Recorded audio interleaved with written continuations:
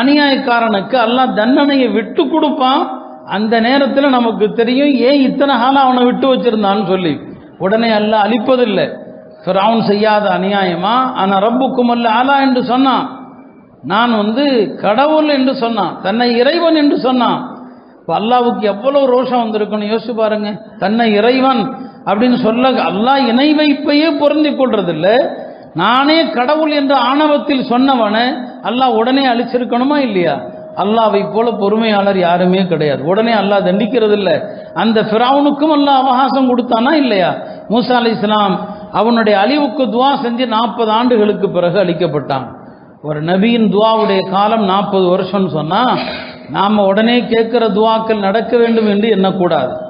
உலகத்தில் நடக்கிற சில விஷயங்கள்ல நன்மை இருக்கும்.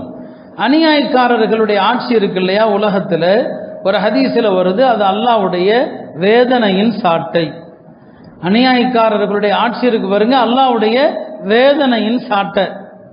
இந்த சாட்டையால அல்லாஹ் தன்னுடைய அடியார்களையே தண்டிப்பான், கடைசியில் அந்த அநியாயக்காரனையும் தண்டிப்பான். இது ஒரு ஹதீஸில் வருது.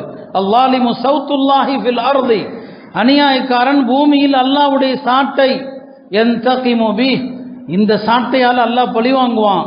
அல்லாஹ் நம்மளை மார்க்கத்தின்படி வாழுமாறு சொல்றான். அறிஞர்கள் வழியாக, உபதேசிகள் வழியாக அல்லாஹ் சொல்றான். நாம் உடனே கேட்டு நடக்கிறோமா? இல்லை. உடனே ஹராம்களை விடுகிறோமா? இல்லை. அல்லாஹ் தடுத்த விஷயங்களை விட்டு தூரமாகிறோமா? இல்லை. ஒரு மாணவர், ஒரு சிறுவர் ஒழுங்கா படித்தா ஆசிரியர் அடிக்க மாட்டார், சரியா படிக்கலன்னா ஆசிரியர் சாட்டையை தூக்குவார். அல்லாஹ் நம்மளை ஒழுங்கா இருக்க சொல்றான். அவன் சொன்னதுமே கேட்டால் அல்லாவும் ஒன்றும் செய்ய மாட்டான். நம்ம கேட்கறதா இல்லை, அல்லாஹ் ஒரு சாட்டையை தூக்குறான். அந்த சாட்டை தான் அநியாயக்கார ஆட்சி.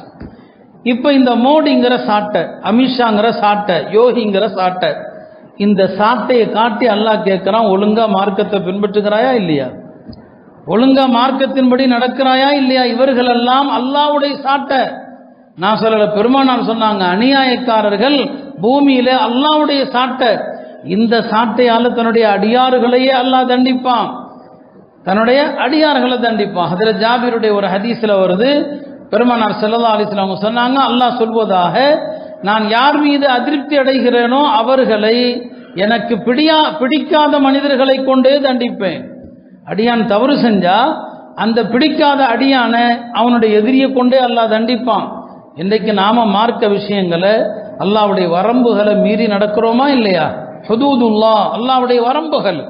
இந்த ஹுதூதுல்லாங்கிற வார்த்தை குர்ஆன்ல எங்கெல்லாம் வருதுன்னு பாருங்க. வாரிசுரிமை சட்டம், அந்த சட்டத்தை சொல்லிட்டு அல்லாஹ் சொல்லுவான், அல்லாஹ்வுடைய வரம்புகள் மீறக்கூடாதுமா.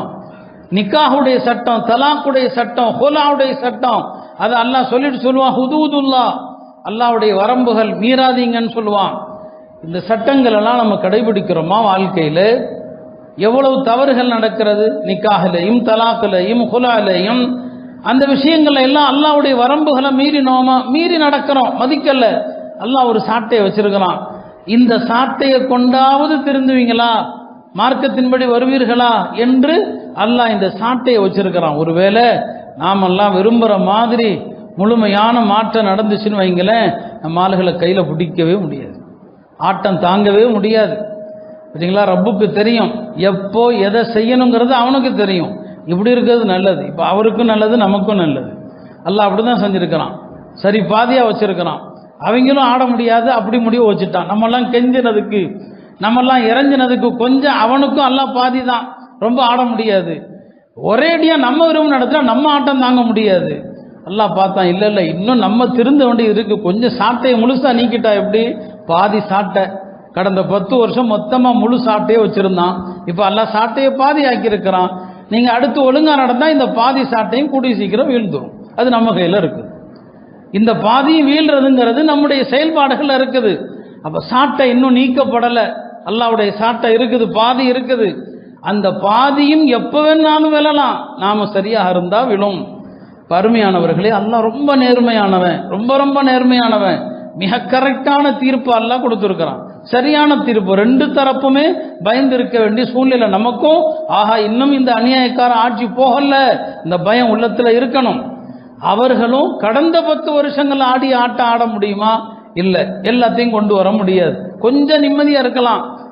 அப்படிங்கிற ஒரு நிலையில் அல்லாஹ் தந்திருக்கிறான். அப்போ இந்த அநியாயக்காரர்களுடைய விஷயத்தில் அல்லாஹ் பூமியில் நியதி அதுதான், நம்மளை திருத்துறதுக்கு அவனை வச்சிருக்கிறான். நம்ம திருந்திட்டோம்னு வைங்க அவனை அழிச்சிருவான். அது ஹதீஸ் அப்படிதான் சொல்லுது. அவனை வச்சு உங்களை தண்டிப்பேன், நீங்கெல்லாம் திருந்திட்டீங்க என் அடுத்து அவங்க தான் முடிஞ்சிரும். அவருடைய அழிவு என்பது எப்பன்னா நம்ம திருந்துற வரைக்கும். நம்ம எல்லாம் சரியாயிட்டோம், அல்லாஹ் நினைச்சது நடந்துருச்சுன்னு சொன்னா அவங்க கதை அல்லாஹ் எப்படி முடிக்கணுமோ முடிச்சிருவான். அல்லாஹ்வுக்கு பெரிய படைகளை அனுப்பணுங்கிற அவசியம்லாம் இல்லை. நம்ரூதை அழிக்கிறதுக்கு என்ன அல்லாஹ் படையை அனுப்புனா ஒரு கொசு தான். அல்லாஹ்வுக்கு பெருசா ஒன்றும் தேவையில்லை. அபூஜஹல் பேசாத வீராப்பா இந்த உம்மத்துடைய ஃபிரௌன் என்று சொன்னாங்க. ஒவ்வொரு உம்மத்துக்கும் ஒரு ஃபிரௌன், இந்த உம்மத்துடைய ஃபிரௌன் அபூஜஹல். அந்த அபூஜஹலை 2 சின்ன பசங்க வீழ்த்தலையா பதிரில்?